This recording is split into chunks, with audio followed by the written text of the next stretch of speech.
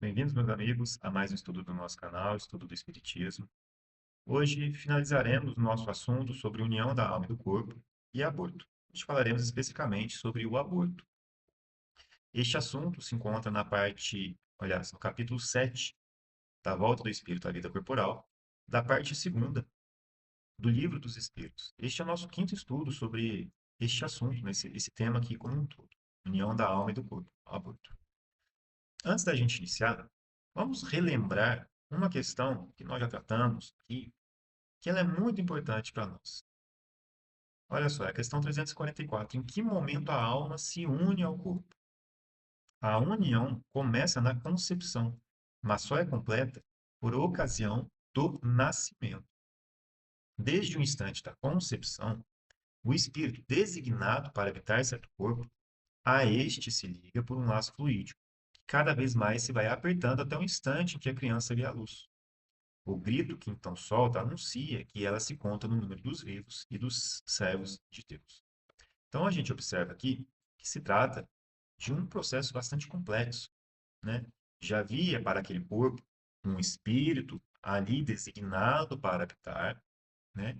Que passa por um processo de preparação e que se liga àquele corpo no momento da concepção. E durante a formação daquele corpo, este laço, que é uma extensão do seu perispírito, ele vai cada vez mais se apertando, ou seja, a união do espírito junto ao corpo vai cada vez mais se estreitando. E, portanto, esse processo do nascimento, né, vamos colocar, esse processo da reencarnação, envolve, portanto, toda essa ligação do espírito ao corpo. E se a gente pensa desse ponto de vista, quer dizer que o corpo que ali está se formando, ou seja, né, ali que está sendo gerado no ventre materno, esse corpo já está então ligado a um espírito que iniciou o seu processo reencarnatório. Nós não estamos nem falando, nem nos referindo ao processo que antecede, né, este momento da concepção, que é o momento inicial da ligação.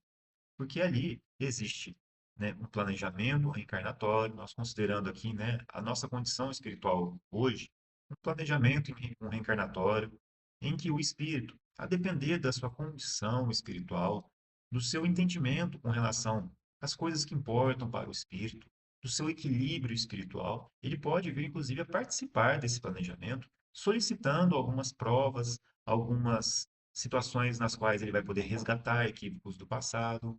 Então, ele escolhe várias situações nas quais ele vai poder passar para agariar valores e progredir espiritualmente. Nós falamos muito, né, lá no livro Missionários da Luz, fala muito sobre isso.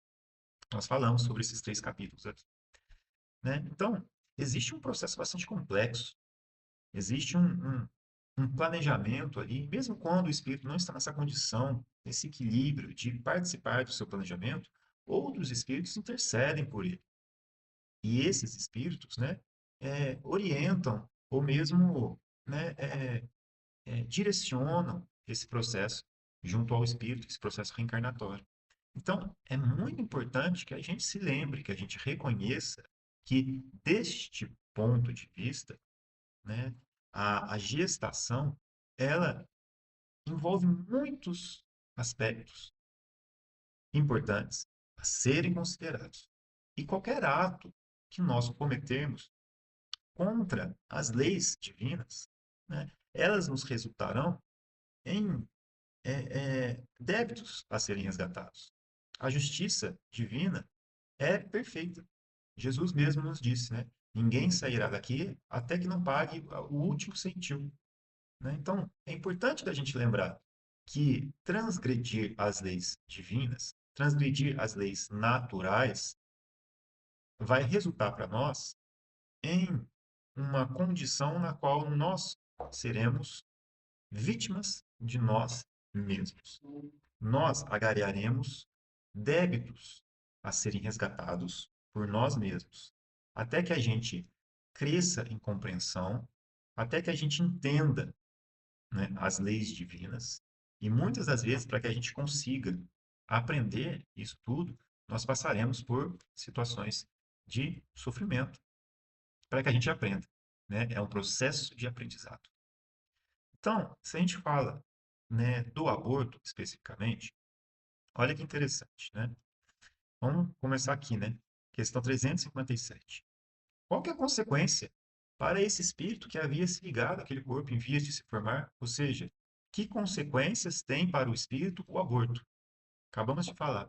Esse espírito se uniu àquele corpo, iniciou o processo, né, de ligação àquele corpo, e ali está, né, caminhando nesse processo reencarnatório. E aí ele tem ali uma situação que provoca o aborto, né? A gente pode considerar o aborto sob vários aspectos. Nem sempre aquele provocado, né, intencionalmente, é verdade. Né? Pode ser, como os próprios espíritos nos esclarecem aqui, devido às próprias imperfeições da matéria. Mas aqui nós estamos focando hoje especificamente nos casos em que há a intenção por parte dos responsáveis, né, no caso da mãe e também do pai, que participa muitas vezes do processo de decisão. Nós estamos falando desta situação na qual existe a intenção de provocar este aborto, né? De toda forma, seja um caso ou outro, né, para o espírito é uma existência nula a ser recomeçada. Então a gente falou, o espírito às vezes planeja passar por essa reencarnação, ou mesmo ele sofre a intercessão de amigos espirituais para ter aquela existência na qual ele vai poder passar por novas provas, resgatar equívocos do passado e com isso agregar valores, crescer intelectualmente, progredir espiritualmente. Mas se essa existência ela é, vamos colocar assim, né? Ela é bloqueada, ela é interrompida. Então, para o espírito, essas possibilidades foram todas anuladas. O que que vai acontecer? Ele agariou aqueles valores que ele pretendia para si, ele resgatou os equívocos, ele passou pelas provações que trariam para ele novos valores, né? Ele construiu ou aumentou a sua inteligência, ele progrediu espiritualmente? Não. A existência dele ali, né, que foi interrompida, não permitiu que ele passasse por essas situações, então ele não tem também o mérito de agariar esses valores. Portanto, para ele, como os Espíritos nos esclarecem, foi uma existência nula, que vai ter que ser recomeçada, para que ele, portanto, passe a ter aqueles valores que ele, né, almeja, é necessário ele passar pelas provações que vão facultar a ele um mérito daquelas qualidades. Então, para ele, é uma existência nula, né? E olha só, essa questão aqui, 358, ela é muito importante. Constitui crime a provocação do aborto, né? Então, é o que a gente estava falando, né? O aborto ele pode ter várias causas, né? Causas naturais, como consequência das imperfeições da matéria, mas aqui nós estamos falando da provocação agora. Olha só. Constitui crime a provocação do aborto em qualquer período da gestação, né? Então, olha só que importante essa questão. Há crime sempre que transgredis a lei de Deus. Sempre, né?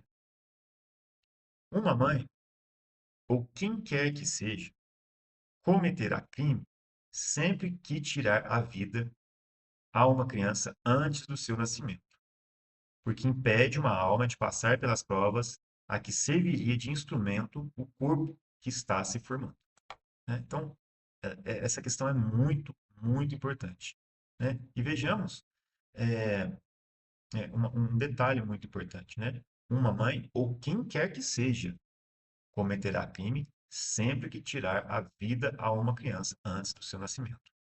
Portanto, nós precisamos lembrar que aqueles que também participam do ato delituoso, qual a vida é interrompida, eles também serão responsabilizados. Porque aquele espírito que passaria por uma existência na qual ele teria a oportunidade de passar pelas provas que serviriam para o seu adiantamento, ele teve essa possibilidade interrompida, né? E isso, inclusive, geram consequências muito graves para outras encarnações. A gente até falou aqui, olha, nesse pequeno texto aqui do capítulo 14, né, do livro Missionários da Luz, né, que fala sobre proteção, vamos aqui lembrar o que, que nos é trazido como recordação. Olha só, no intuito talvez de justificar o desvelo empregado, Apuleio explicou-me atencioso. temos grandes responsabilidades na missão construtiva do mecanismo fetal, que ele estava se referindo aos construtores, né? Um grupo lá que era responsável pela construção, como ele coloca aqui, do mecanismo fetal. Há que remover empecilhos e auxiliar os organismos unicelulares do embrião na intimidade do útero materno, para que a reencarnação, por vezes tão dificilmente projetada e elaborada, não venha a falhar de início por falta de colaboração do nosso plano, onde são tomados os compromissos. Olha que importante. Olha o empenho, né, do grupo lá no plano espiritual para que isso aconteça com sucesso. O André Luiz, inclusive, ele fica até assim, né, surpreso, abismado com o trabalho que se tem no plano espiritual para que a reencarnação aconteça. Veja aqui, né, o planejamento, né, toda a colaboração que eles despendem, né, para que aqueles compromissos que foram assumidos, não apenas pelo espírito, mas por aqueles que seriam os pais também, e que assumiram esses compromissos antes de reencarnar, eles próprios, né? Então, olha só, escutava-lhe a palavra experiente e sábia, com muita atenção a fim de aproveitar todo o conteúdo educativo. Em razão disto, prosseguiu ele, o aborto muito raramente se verifica obedecendo a causas de nossa esfera de ação, ou seja, o aborto raramente acontece porque os amigos do plano espiritual não oferecem ali uma condição de apoio e colaboração suficientemente grandes para que a reencarnação tenha sucesso, né? Então, muito raramente se verifica obedecendo a causas de nossa esfera de ação.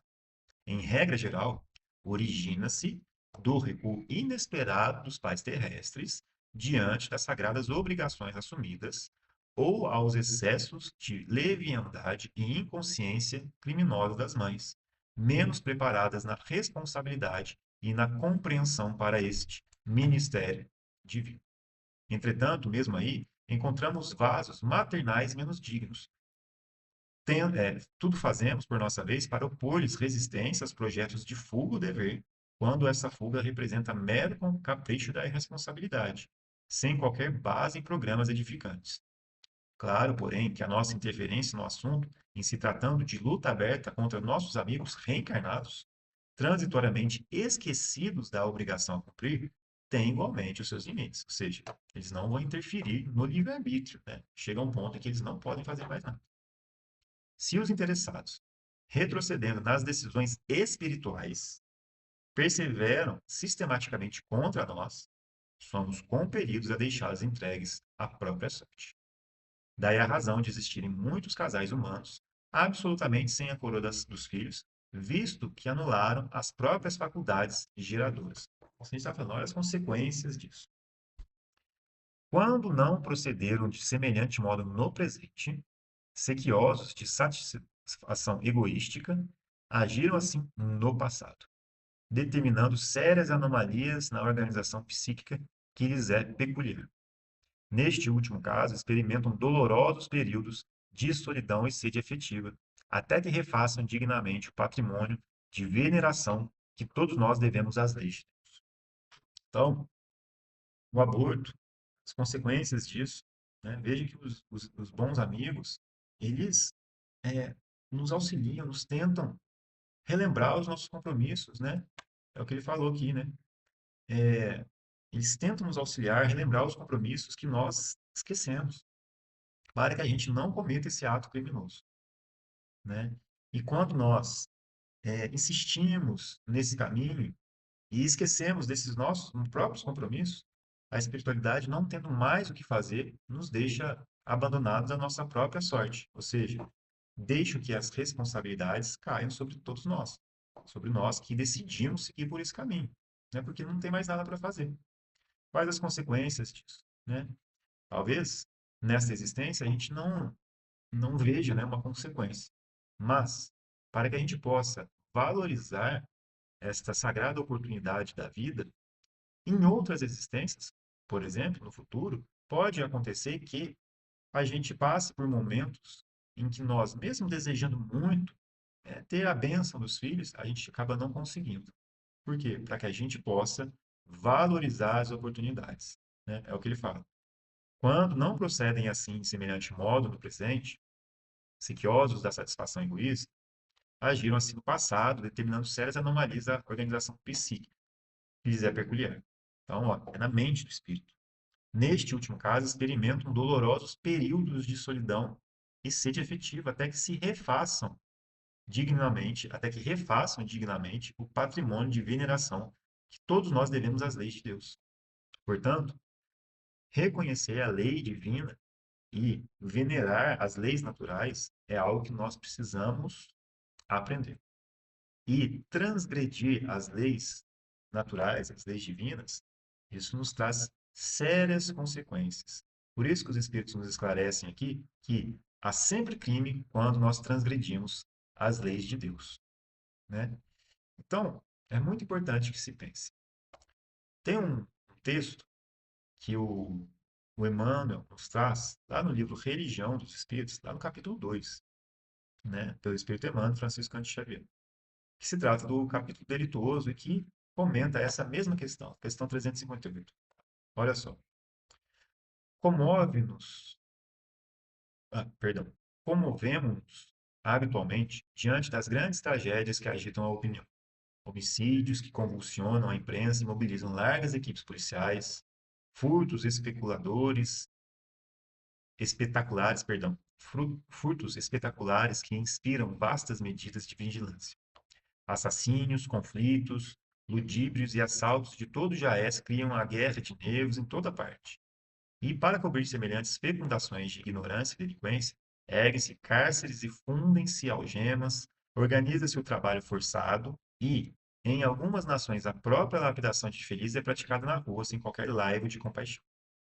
Todavia, um crime existe mais doloroso pela volúpia de crueldade com que é praticado no silêncio do santuário doméstico ou no regaço da natureza. Crime estarrecedor, porque a vítima não tem voz para suplicar piedade e nem braços robustos com que se confia ao movimento da reação. Referimos-nos ao aborto delituoso em que os pais inconscientes determinam a morte dos próprios filhos, asfixiando-lhes a existência antes que possam sorrir para a bênção da luz. Homens da terra e sobretudo vós, corações maternos, chamados à exaltação do amor e da vida, abstende-vos de semelhante ação que vos desequilibra a alma e entenebrece o caminho. Fugi ao satânico propósito de sufocar os rebentos do próprio seio, porque os anjos tenros que rechaçais são mensageiros da providência, assomantes no lar em vosso próprio socorro, e se não há legislação humana que vos assinale a turpitude do infanticídio, nos recintos familiares ou na sombra da noite, os olhos divinos de nosso Pai vos contemplam no céu, chamando-vos em silêncio às provas de reajuste, a fim de que se vos expurgue da consciência a falta indesculpável que perpetrastes. Então, olha só, por que que a gente fala assim, né, que a gente passa por algo posteriormente? É para que, olha só, para que a gente consiga expurgar da nossa própria consciência a falta que nós cometemos. Indesculpável, né? Então, o desequilíbrio que esse ato traz para o próprio ser que cometeu o ato e para todos os envolvidos responsáveis, o desequilíbrio, né, que este ser vai enfrentar é muito grande, né? O desequilíbrio espiritual. Então, a consciência já nos alerta, né? E quanto mais nós sabemos, quanto mais nós temos conhecimento da vida, do valor das leis naturais, das leis divinas, mais responsabilidades nós temos sobre esse ato, né? E o Emmanuel nos fala aqui, né? A falta indesculpável que perpetrastes, né? Então, para que a gente possa retirar isso da nossa própria bagagem espiritual posteriormente, o que que nós temos que fazer? Passar por novas provas e por novos reajustes, né? Então, é, olha, é algo que a gente não deve fazer, né? É um crime, porque a gente, né, transgride as leis de Deus. Pode se perguntar várias coisas. Pode se perguntar várias coisas. Ah, mas esse foi o motivo, ou se esse nascimento é por consequência de um ato que a pessoa estava na rua e ali outros chegaram e cometeram esse, esse ato contra ela, né? Acho que deu para entender o que eu quis dizer, né?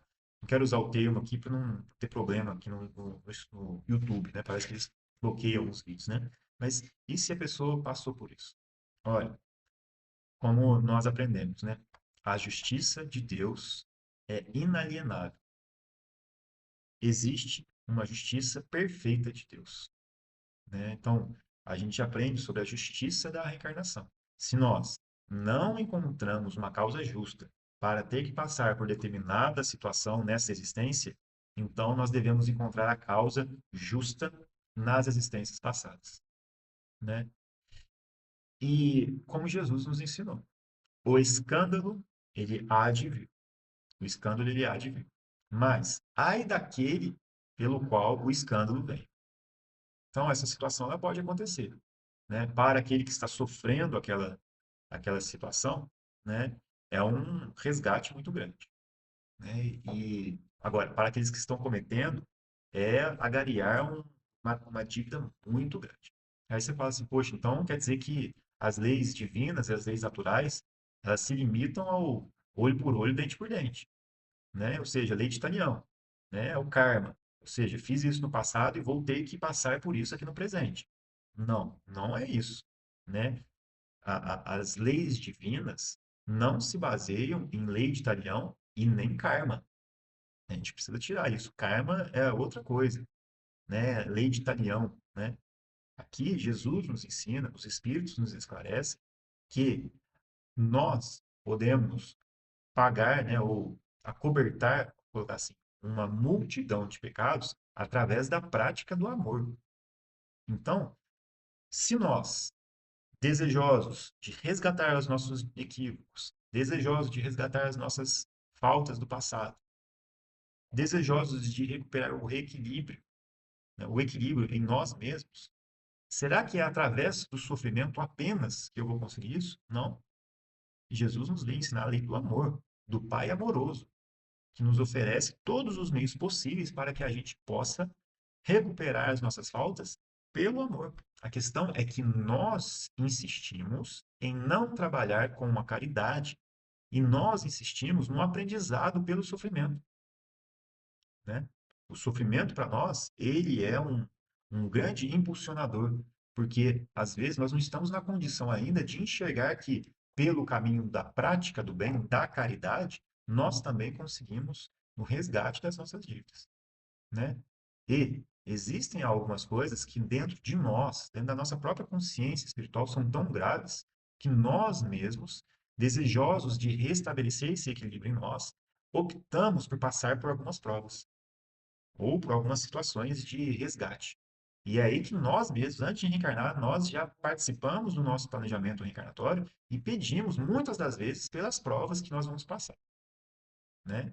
E é aí que nós entendemos que muitas das vezes é o próprio espírito que está exercendo o seu livre-arbítrio e ele escolheu passar por aqui, né? Então, assim, é, não, não podemos continuar com aqueles pensamentos do homem velho no qual nós atribuímos as coisas que acontecem a nós, né, que nós, com a nossa visão limitada, enxergamos como sendo negativo, e atribuir isso que nos acontece como sendo um castigo imposto por Deus. Não. Nós temos que eliminar esse pensamento de nós. Nós temos que colocar a responsabilidade de todos os nossos atos da nossa vida como nós sendo os protagonistas. Somos nós os responsáveis. Nós somos as vítimas de nós mesmos. Somos nós que escolhemos e praticamos atos e que depois nós mesmos colhemos aquilo que nós plantamos. Como Jesus disse, a cada um segundo as suas obras. Portanto, se queremos restabelecer equilíbrio, se queremos ser felizes, estarmos em paz conosco, né? Ou seja, com a gente mesmo, é importante que hoje eu comece a plantar coisas boas, que eu comece a fazer coisas boas. Do contrário, eu vou permanecer, né, caminhando sem enxergar para onde que eu estou indo. E aí a semeadura vai ser aleatória. Muitas vezes a semeadura vai ser ruim, né? Porque é a gente que vai escolher coisas ruins. Então, é importante a gente tirar esse pensamento da nossa cabeça. Porque Deus, amoroso e justo, nos oferece os meios para que a gente possa progredir. Somos nós mesmos que colocamos no nosso caminho essas situações tão dolorosas. Como, por exemplo, isso aqui que a gente está falando, ó, constitui crime a provocação do aborto, ou seja, quando a gente está falando de provocação do aborto, nós estamos falando de um ato com a intenção de provocar aquela interrupção da vida. O que que acontece?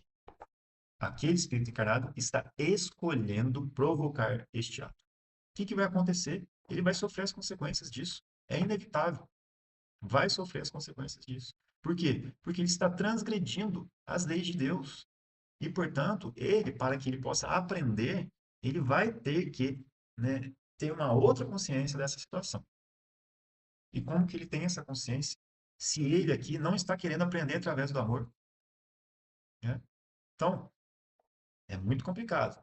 É importante que a gente repense tudo isso, né? Mas tem outras questões muito importantes.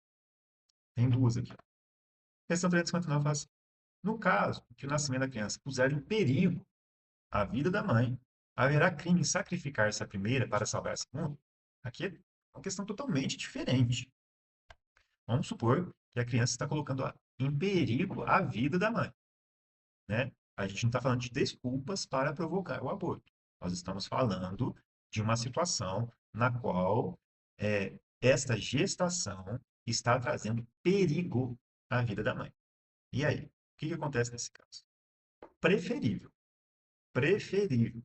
Está falando que é para fazer, mas é preferível que se sacrifique, perdão, o ser que ainda não existe a sacrificar-se o que já existe. É preferível, né? E a 360 fala assim: será racional ter-se para com o feto as mesmas atenções que se dispensam ao corpo de uma criança que viveu algum tempo?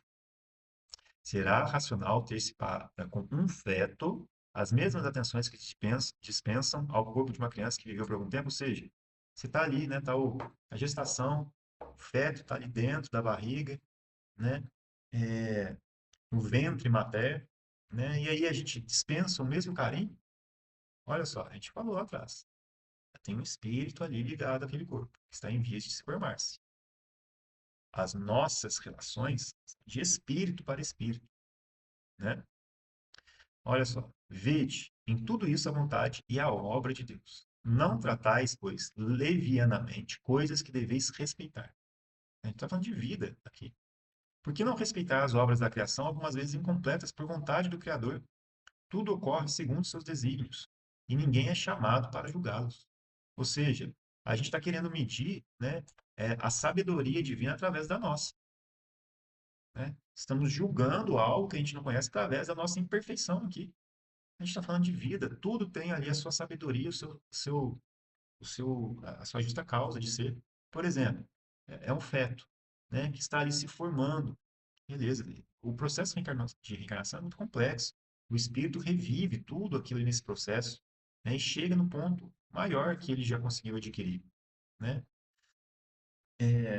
E dentro desse processo, ele passa por um período de perturbação que é necessário para que ele possa esquecendo coisas, né? Ele entrando nessa condição nova que permite ele o renascimento como se fosse, né, em uma nova situação, com o esquecimento passado ali, com a possibilidade de reviver com aqueles que, né, já estiveram juntos com ele em outros tempos, que agora ele tem a oportunidade de trabalhar, de reviver, de reaprender, né? O esquecimento passado para nós hoje é necessário, né? Depois a criança nasce, né? E com um corpo ali frágil, também completando a sua formação, os órgãos em desenvolvimento. Ali é um momento no qual o espírito encarnado naquela criança, ele é maleável, ele é sujeito às influências do pai e da mãe, que auxiliam, direcionam o caminho dele espiritual daquela reencarnação. Então isso tudo é muito importante para os resgates entre nós, entre pais e filhos, né? Entre esposos e esposa, ou casal, né? Seja qual for ele que assume ali é, né, a função, né, de pais. Então, e mães, né? Muito importante isso, de reconhecer que esse processo todo é muito necessário para nós. Então, né, essa questão aqui ela é muito, sabe, muito importante para nós, né? Que a gente não trate levianamente, né, as coisas que a gente precisa respeitar. E que a gente traga esse assunto, né, da questão do aborto, né, com olhos além, né, da matéria aqui. Vão ter pessoas que vão compreender, vão ter pessoas que vão ter mais tempo para compreender isso, né? Mas a gente precisa seguir o nosso modelo e guia, né? Que é Jesus. Jesus nos trouxe o seu evangelho, ou seja, o roteiro que nós precisamos aprender, o roteiro que nós precisamos seguir para nos aperfeiçoarmos, nos aproximarmos cada vez mais de Deus. Ele nos trouxe o roteiro perfeito. Ele não foi compreendido na sua totalidade enquanto esteve aqui, não foi compreendido na sua totalidade após 2000 anos, e até hoje continua não sendo compreendido. Por quê? Porque nós, enquanto espíritos, estamos progredindo e aprendendo à medida que evoluímos. Hoje, nós estamos lutando para aprender esses ensinamentos, né? Nós estamos retirando de nós essa bagagem delituosa e nos tornando vasos mais puros para receber esses novos entendimentos. Então, hoje, a nossa luta é contra a gente mesmo, para que a gente possa aprender esses ensinamentos de Jesus. E Jesus nos guia, nos conduz. Seus ensinamentos continuam sendo as grandes verdades, e nós estamos lutando para aprendê-las, né? E o fato dele não ter sido compreendido, né, não fez com que ele se tornasse, né, ou tomasse uma posição de imposição, ou de conversão, de violentação de consciências. Não. Ele espera, ele respeita as leis divinas, onde na natureza nada se dá saltos, né? Na natureza acontece tudo de maneira progressiva. E nós, enquanto espíritos, estamos evoluindo, cada um no seu tempo. Se, portanto, as pessoas não compreenderem esta questão espiritual associada ao renascimento de um ser, elas vão compreender um dia. O que vale para nós é seguir os ensinamentos de Jesus, né? Ele não falou, não vá de ter com os gentios, né? Vá primeiro, né, à procura das ovelhas perdidas da casa de Israel. Esse ensinamento, para nós, ele existe até hoje. Não adianta a gente jogar as nossas pérolas para aqueles que às vezes não querem escutar e que vão pisotear esses nossos ensinamentos. Fala para aqueles que querem compreender, que estão sequiosos, né, que estão sedentos por entender um pouquinho mais com relação a isso, que ainda não têm o entendimento. Aqueles que, né, se alimentam do seu intelecto, do seu orgulho, né, e desmerecem esses ensinamentos, né, são muitas das vezes grandes infelizes, como disse Jesus, né? Bem-aventurados os pobres de espírito. Mas esse momento também vai chegar para eles. Para nós é importante reconhecer que nós não devemos entrar nessas discussões estéreis, essas discussões que não nos vão trazer equilíbrio. Se alguém estiver com interesse de nos escutar, ótimo. Se não, não vamos violentar as opiniões, os corações alheios. Deixemos que a própria natureza se encarregue disso. A gente deve sim esclarecer, nos posicionar quando necessário, mas não devemos trazer desequilíbrio para nós quando essa compreensão não é alcançada por todos. Então, para nós, essa compreensão de hoje é que existe um erro muito grande quando transgredimos a lei de Deus, e provocar um aborto é uma delas, e é muito grande. É um delito muito grande que nos traz muitas consequências negativas. Porque ali já tem um espírito que está em vias de reencarnar, e se nós cometemos esse equívoco, nós estamos impedindo que este instrumento que serviria para esse espírito continuar o seu progresso espiritual, nós impedimos que isso seja possível de acontecer. Então, meus amigos, né, agradecemos a Deus, né? Agradecemos a Jesus, aos nossos amigos do plano espiritual que nos acolheram nesse estudo. É um estudo muito difícil, né? Mas é isso. Precisamos ter a clareza desses ensinamentos, né? Eles estão muito claros para nós. Não existe, não existe aqui nenhuma, nenhuma dificuldade em compreender de maneira clara o que está sendo dito aqui. Não existe. Então, que a gente trate isso com muito cuidado, né? Com muita responsabilidade. Então, eu agradeço a todos pela participação. Fiquem com Deus. Até o nosso próximo estudo.